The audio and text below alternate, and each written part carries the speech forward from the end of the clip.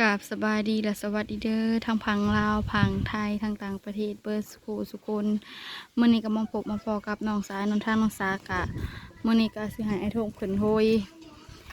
ยาขาปวกเนาะอ้อมเฮือนทางน้องๆเพิ่นก็มาลินน้ำอยู่ในเฮือนไปกันเลยไปดีน้องเล่นมื้อนี้น้องๆเอาสบายดีน้องทิ้งถ้วยเรามาให้ดนแล้วเนาะเพิ่นส่งมาแต่ดนเลย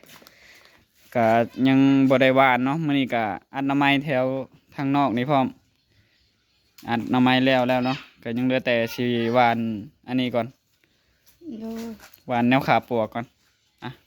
ให้น้องช้าเพิ่นจับกล้องพ่อแม่พี่น้องโดย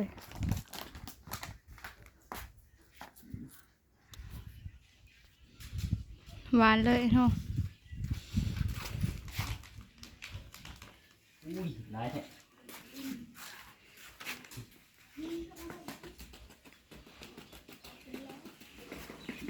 ย้ายๆแล้วก็เอามาคอยมาปัดให้มันทั่วเด้อ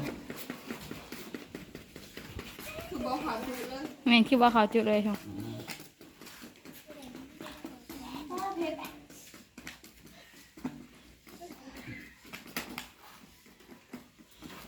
ทางทง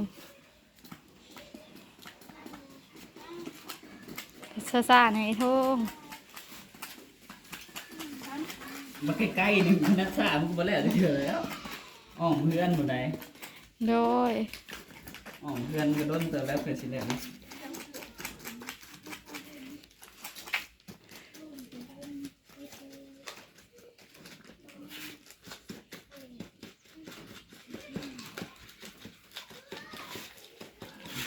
หมดมันขึ้นไปยื้อจื้อติบเข่าติบน้ำจื้อเข่าอยู่ในสอบน้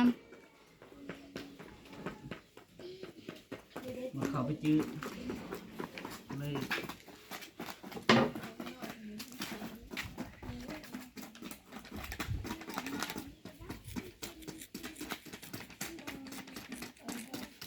ำโหยตอนนั้นแดดเลยน้องทง ลงเลยแห้งอย่างนี้เลย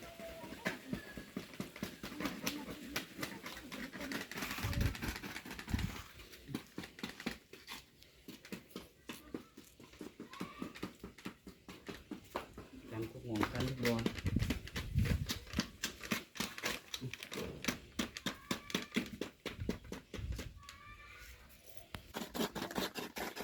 ตอนนี้ทางทงพุ่นกำลังโหยยาขาปวดเนาะไปเลย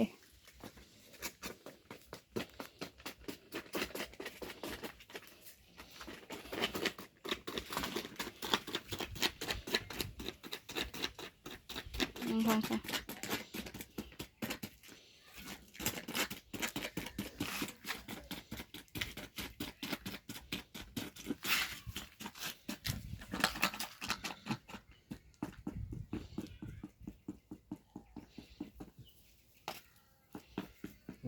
เป็นหมดไป โดยดีเจกับแนวขาปวดมันบวขึ้นแล้วมันนี่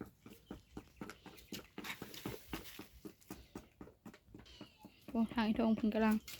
โหยมาแล้ว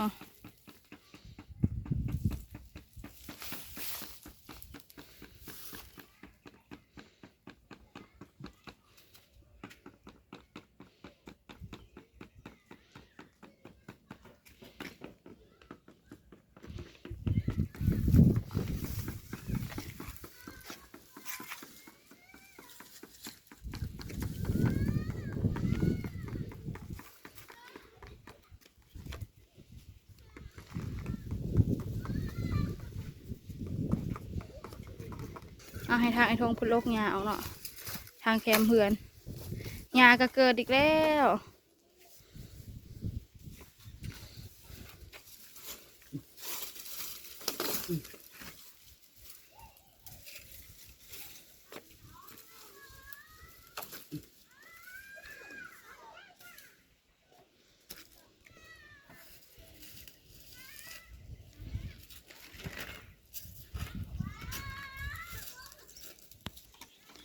ตอนนี้ทางไอ้ทงพุ่นกำลังโหยมาแล้ว โอ้ตอนนี้ไอ้ธงเพิ่นกำลังโหยมาเรื่อยๆเนาะ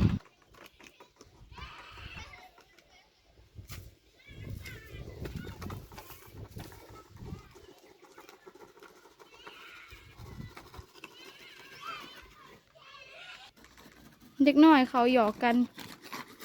มันอาจจะมีเสียงเด็กน้อยเนี่ยน้อยธงโอ้ทางไอ้ธงเพิ่นกำลังใส่ตอนนี้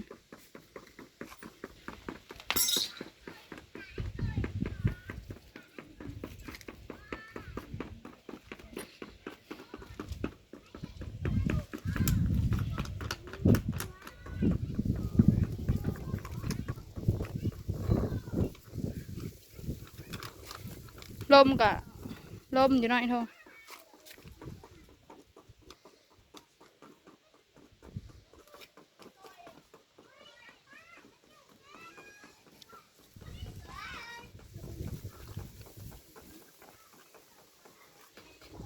มื้อนี้ว่าสิไปขุดกระปูกับทางน้องแหล่เพิ่นแล้วก็น้องๆเพิ่นโหยปวกแล้วก็ไปเลยน้อยธงไปหาอยู่หากิน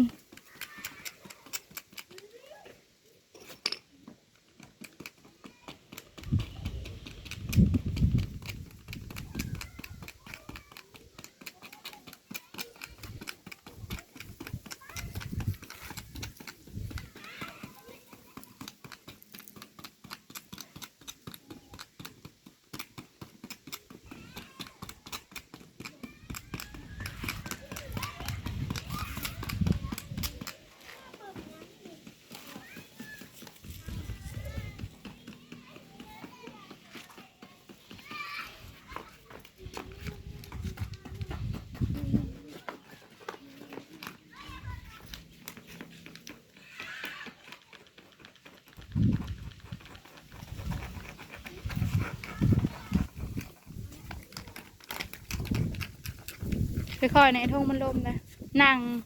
ลงเจอค่อยๆโหยมามันลม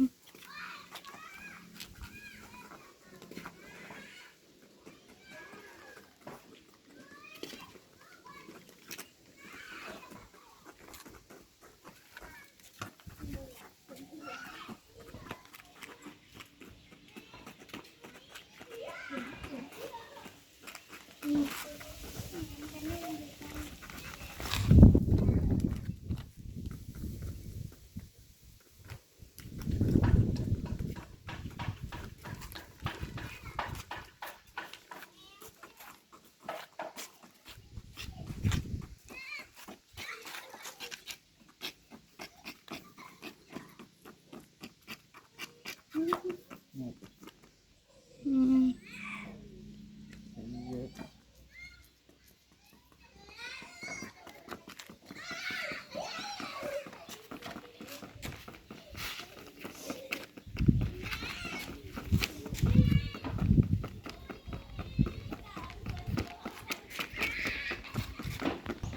หาช่องไปดู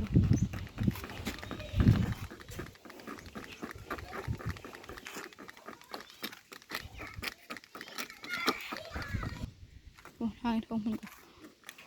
โอยมาแล้ว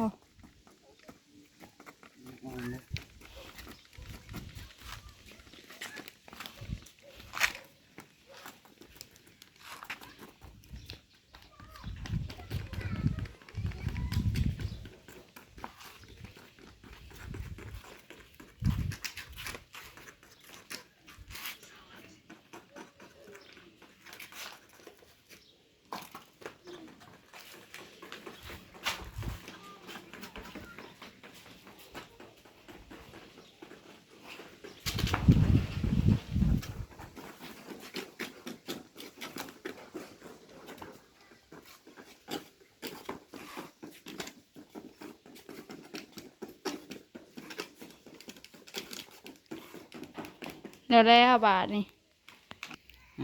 ตอนนี้ก็วานเรียบร้อยแล้วเนาะเอาสิติดกับมันพาเลยนี่นะเพราะว่ามีแต่หมดเนาะปวกบ่ขึ้นก็เลยว่านบ่ให้หมดขึ้นเนาะส่วนหลายมันมีแต่หมดขึ้นเนาะปวกนะบ่มีเลยท่านผู้ชมก็ เลาะเบิ่งตลอดเนาะทางยายซ้ำเพิ่นผากแนวขาปวกมาแต่โดนเลยเนาะเพิ่นก็ผากมาหลายซองเลยแนวขาปวกนี่ก็ได้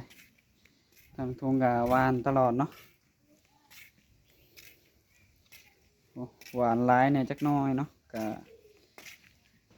ให้มันกันหลายมือเนาะ หมากหักก็เป็นแล้วหมากทั่วก็เป็นดอกแล้ว ทางน้องสาวว่ามังนัดก็เป็นหมากแล้วบ่มังนัด ได้นะเป็น เดี๋ยวไปเบิ่งมังนัดก็เนาะปลูกเท่าไรปีเลยโอ้ป้าหมกม่วงก็เริ่มเป็นหมากแล้วโอ้น่าจะโดกอยู่เนาะ ลูกค้างนะให้เราเป็น โอ้ทางนี้ก็ นี่เป็นหมากอะไร โอ้มาเบิ่งมังนัด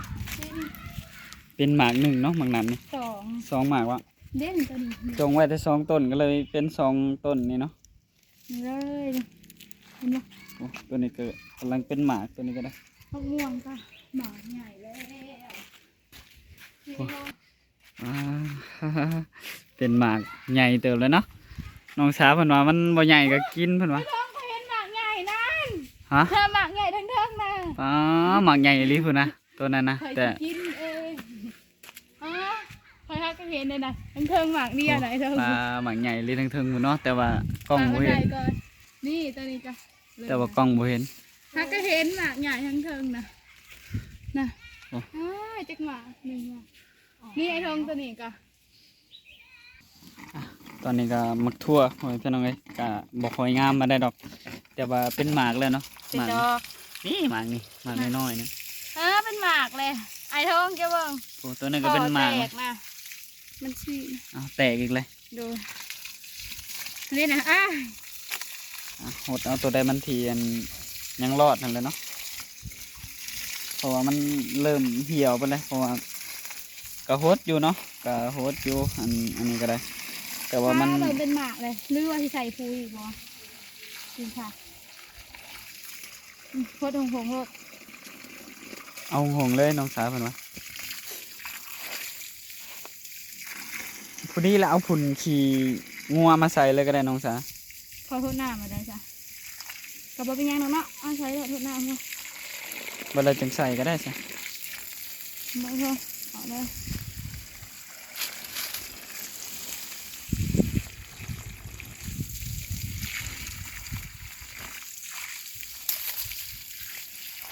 บัวไม่ใช่ใช่น้องสาว เล่นเอาบัวทางน้ำนะ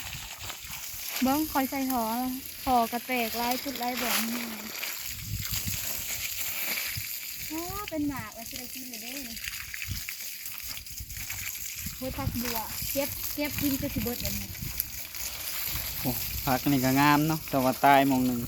บอกว่าคอยเก็บกินเลย น้องสาวเพิ่นเก็บเอาเลยตัวนี้นะแต่ว่าตัวนี้เคี้ยวมันงามๆหนึ่งเนาะ ให้น้องแหล่เอาเมืองกินนะพักนี่ค่ะมีพักนี่ ใช่เลยน้องแลยางก็ใช่เลย เด็ดน้องแหล่นะน้องหลบนะ น้องแลเก็บมาแม่ผักมากินนะลวกนั่นล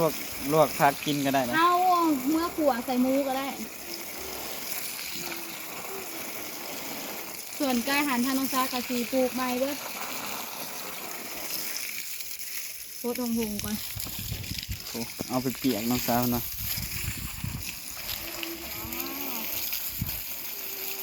หญ้าเริ่มขึ้นแล้วสิหาซื้อเสียเมื่อวานนี่เสียมาใส่แล้วบัดเริ่มลกหญ้าลกหญ้าแบบขุดน้ำเอาปุ่มใส่นะคะขุดไม่ได้เลยข้าวขัวกะเขาลมผักขุด เอาถอใส่ไปนะมันก็ฮักแล้ววะ คอกระแตกเนาะ ว้า ว้าวผักขันใส่ผุนนี่แห้งสิงามกว่านี้หน่อยทงเนาะผักนี่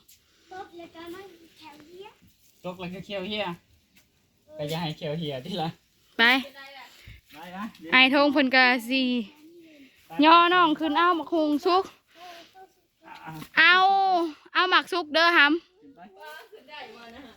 เอา ำกระดึบขึ้นไปเลย กระดึบ จับแน่นๆได้ทำเด้อ เอาหมักซุกมันเด้อผู้ หมากสุกหมากหนึ่ง จับแน่ๆจับแน่ๆ สุกได้หลายมืออ้าวทีมลงมาเลย น้องทิ้งถ้อยทีมลงมาเลยนะ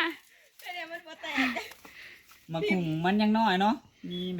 ม่ซีเพิ่นอันจองไว้2หมากบ่ แต่หมากใหญ่กะฮักกระเฮิมน้อยเถอะ เอาไว้ให้มันสุกก่อนเนาะจังให้แม่เพิ่นแล้วก็เพิ่นจองมัน หมากมี่ มังมีพร้อมแต่ว่ายังบ่สุกมังมีนะ หมากม่วงค่ะนะฮะ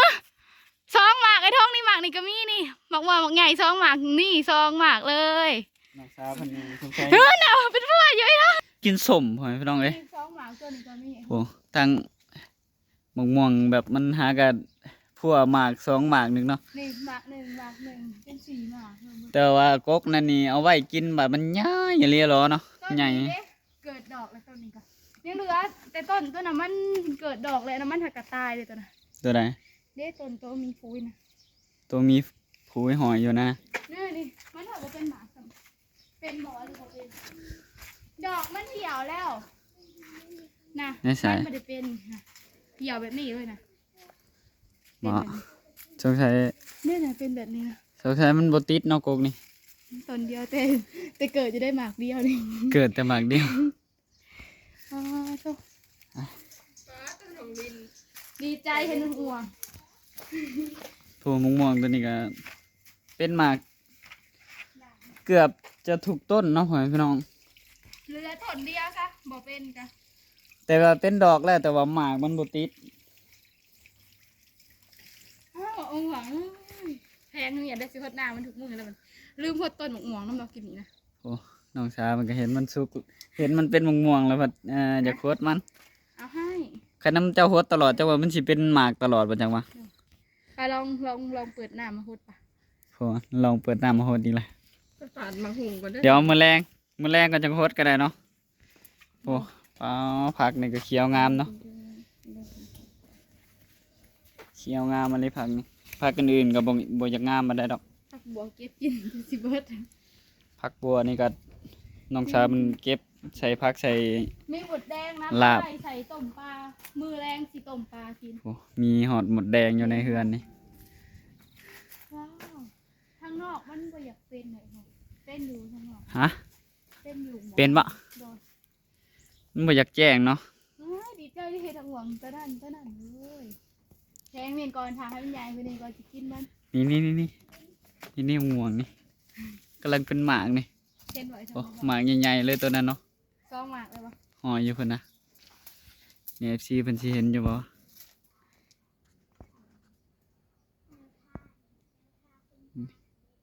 อ้าวหายแล้ว หายเลยใช่ปะ เสื้อหมวก เด้นี่ ว้าวเป็นหมากเลย หมากใหญ่เติบเนาะอันนี้ก็ซูมเข้าไปก็ถือว่าใหญ่อยู่เนาะม่วงนี่เห็นบ่เนาะแม่ FC ต่อกับแสงแดดหมากถั่วกับเป็นหมากได้อะติเป็นหมากนิดหน่อยติโธ่ โอ้อันนี้ก็เริ่มกำลังสิใหญ่โอ้หมกคุ้งก็กำลังแบบกำลังเหิมเนาะกำลังสิสุกแต่ว่าแม่ FC ทั้ง ไปเห็นใครเอาหน่อยให้เอาเห็ดเอง แม่ FC เพิ่นจองไว้เนาะ2หมากพุ่นเนาะอยากได้หมกคุ้งสุกให้พี่น้องแต่ว่าตอนนี้ก็มันยังบ่สุกคักหมากกินนี่หมากมันยังน้อยอยู่ก็เลยเอามาให้น้องๆกินซะเนาะหมากมันน้อยมันบ่งามปานใดเดี๋ยวสิเอาหมากงามๆไว้ให้เพิ่นเนาะไว้ให้ทางแม่เพิ่นกับหมักมี่พร้อมหมากหนึงเพิ่นว่าแต่ว่า หมากมีปีนี้ติดหลายเนาะ แม่นหมักมี่ปีนี้ถือว่าหลายเนาะพ่อแม่พี่น้องโอ้ม่วงๆกำลังเป็นหมากเลย เป็นหมากไงแล้วเบิ้งคือดังคือเด้อติ น้องสาวเพิ่นจะกินส้มแล้วจังหน่อยนี่โอเคเนาะตอนนี้ก็ทางน้องทงก็สิได้จบคลิปไว้เพียงเท่านี้ก่อนเนาะพ่อแม่พี่น้องเดี๋ยวมาพอกันในคลิปหน้าเนาะในคลิปนี้ก็ต้องขอบคุณเนาะทางเมฟซีเบิร์ดสุขคนเนาะที่เบิ่งคลิปของน้องทงแต่ต้นจนจบที่บทความโฆษณาเนาะก็ขอบคุณทางยายสามเบิ่นเนาะที่ผากเครื่องผากของมาให้ตลอดเนาะแต่ว่าเครื่องที่เพิ่นผากมาใหม่นี่ก็ยังบ่ได้เนาะยังอันนั้นอยู่ เพิ่นยังส่งมาใหม่อยู่เนาะแต่ว่ายังบ่มาฮอดพ่อแม่พี่น้องเอ้ยยังรออยู่เพิ่นพาขนมอิหยังมานี่แหละเนาะก็ขอให้ทางยายซ้ำเบิ่นให้อยู่ดีมีแฮงเนาะความเจ็บจะได้ความไข้อย่ามีนอนเดินทางไปไสมาไสก็ขอให้ปลอดภัยให้เจริญในหน้าที่การงานเนาะทางลุงทงก็เว้าบ่ถูกบ่ของหยังใดก็ต้องขอโทษขออภัยนำ FC เนาะโดยทางลุงทงก็สิขอกล่าวคำว่าสบายดี